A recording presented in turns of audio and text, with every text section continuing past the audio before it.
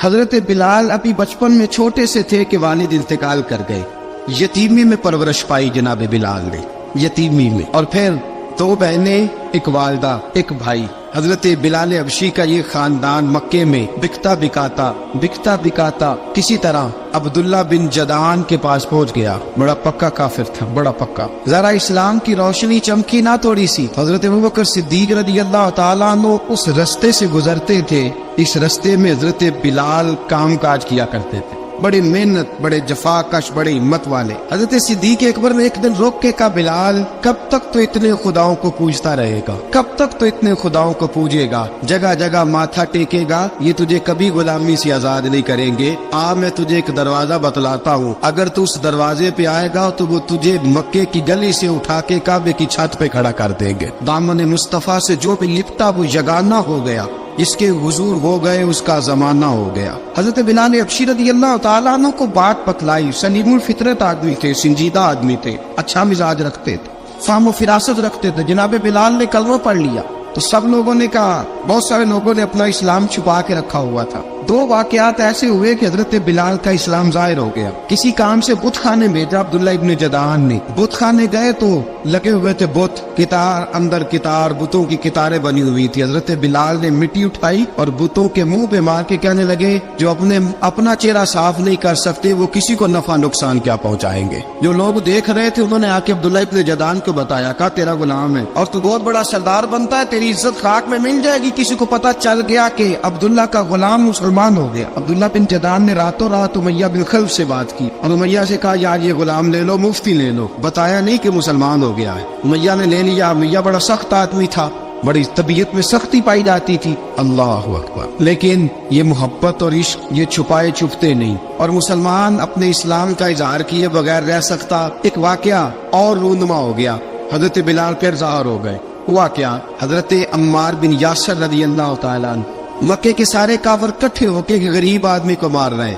غریب آدمی کو جب اندر انسان کے چور ہوتا ہے تو بڑا سے بڑا آدمی بھی بزدل ہو جاتا ہے.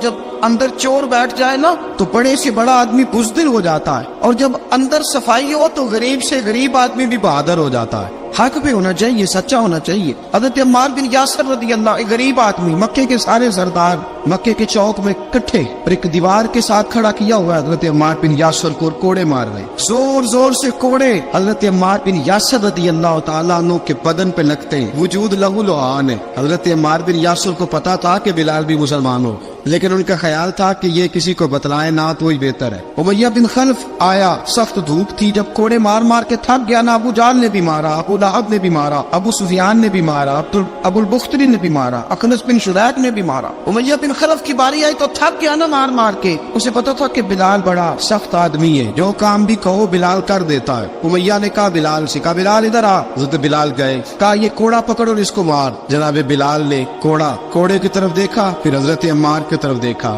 جناب عمار نہ دیوار سے ذرا آگے ہوئے، تھوڑے سے کانپتی ٹانگوں کے ساتھ تھوڑے آگے ہوئے، اور حضرت بلال کے کان میں کہنے لگے، یار 2-4 کوڑے مار لے، میرا کیا ہے، مجھے تو مار پاڑی رہی ہے نا، چل تو نہ اظہار نہ کر بیٹھنا، 2-4 کوڑے مار لے. حضرت سیدنا بلال حبشی نے نظر اٹھائی. جب پتا ہونا کہ سامنے آگ ہے اس میں کودنا بڑا مشکل کام ہے، جب پتا ہو نا سامنے دریا ہے اس میں چھلانگ لگانا بڑا مشکل ہے، موت نظر آ رہی ہو تو اس طرف قدم اٹھتے نہیں. حضرت بلال کو پتا تھا یہ سارے کٹھے ہیں اور مجھے بھی ماریں گے. کوڑا دیا ہے اور اسلام اجازت دیتا ہے رخصت کی. آپ کی گن پٹی پہ کسی شخص نے پسٹل رکھ دیا اور اس نے کہا کہو کہ میں کافر ہوں تو اجازت ہے، کہہ دو، جان بچاؤ. اسلام اجازت دیتا ہے. لیکن سیدنا بلال، حضرت بلال رضی اللہ تعالیٰ عنہ، حضرت بلال حبشی رضی اللہ تعالیٰ عنہ نے حضرت عمار بن یاسر نے کہا، یار تو 2-4 کوڑے مار لے لیکن اپنا آپ بچا. حضرت بلال کہنے لگے، ٹھیک ہے میں 2-4 کوڑے مار لیتا ہوں لیکن اپنا آپ بچا لیتا ہوں. اب جلدی سے امیہ بن خلف چلایا، کہنے لگا تجھے کہا کوڑا مار، پکڑ کوڑا. حضرت بلال نے کوڑا ہاتھ میں لیا، ایک دفعہ امیہ کی طرف دیکھا، پھر ابو جہل کی طرف دیکھا، پھر ابو لہب کی طرف دیکھا، سارے کافروں پہ نظر دوڑائی، اور پھر عمار بن یاسر کی طرف دیکھا. کہا عمار تو مار کھا سکتا ہے تو میں نہیں کھا سکتا. عمار تو تیرے وجود پہ زخم لگ سکتے ہیں تو میرے پہ نہیں لگ سکتے. عمار جس خدا کا تو کلمہ कलमा पढ़ता है उसी का मैं पढ़ता हूँ, और जिस जुल्फों का तू कहती है मैं भी उसी मोहम्मद अरबी की जुल्फों का कहती हूँ। अब देख जरा मिल के मार खाने में क्या मजा है, जरा देखते हैं जरा इकट्ठे हो के जुल्म सहने में क्या लुत्फ आता है। हजरत सैयदना बिलाल हबशी ने जोर जोर से कोड़ा घुमाया, ऐलान बगावत होने लगा है, बिलाल आने लगे हैं मैदान अमल में। जनाब बिलाल ने जोर जोर से कोड़ा घुमाया और घुमा के दूर फेंका और उमैया की तरफ देख के कहने लगे ये अम्मार अकेला नहीं, इसे तन्हा न समझना, ये अकेला मार नहीं खाएगा। अशहदु अल्ला इलाहा इल्लल्लाह व अशहदु अन्ना मुहम्मदन अब्दुहु व रसूलुहु। फरमाया तैयारी करके निकलो, अब अम्मार अकेला मार नहीं खाया करेगा, जब अम्मार मार खाएगा तो इसके साथ हिस्सादारी करने बिलाल भी आया करेगा।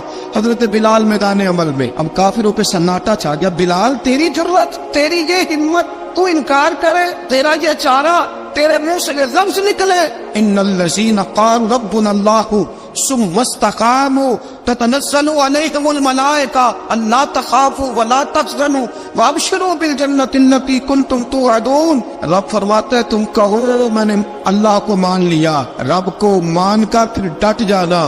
तुम्हारी दुनिया मदद करे न करे, अल्लाह तुम्हारी मदद के लिए फरिश्तों का नुज़ूल फरमा देगा। लोग मदद करे न करे, अल्लाह के फरिश्ते तुम्हारी मदद करेंगे। जनाब सैयदना बिलाल ने ऐलान कर दिया मैं नहीं मारूंगा। अब वो सारे ना, क्योंकि सबसे सख्त मशहूर था ना उमैया, अब सारे देखने लगे उमैया की तरफ। उमैया को अब उसे समझ ही नहीं आ रही मैं क्या करूं। बिलाल ने तो कभी ना की नहीं, तो जो कहते थे कर गुजरता था। ये अजीब मामला है। कहने लगा बिलाल तुझे पता है तू क्या कर रहा है, तूने जज्बात में आके ऐलान तो कर दिया, तुझे इसका पता है। जनाब बिलाल अबशी रज़ियल्लाहु ताला अन्हु फरमाने लगे मुझे पता है तू मुझे मारेगा, मुझे पता है मुझे सजाएं देगा, मुझे सारा पता है। फरमाया मैंने अकल के घोड़े दौड़ाने छोड़ दिए, बस कलमा जो पढ़ लिया, जब ऐलान जो कर लिया है, जब मोहब्बत जो की, तो अब उसमें किसी किस्म की मसलहत की इजाजत नहीं। इकबाल कहता पुख्ता होती है अगर मसलहत अंदेश हो अक्ल, इश्क हो मसलहत अंदेश तो है खाम अभी और बेखतर कूद पड़ा आतिश नमरूद में इश्क,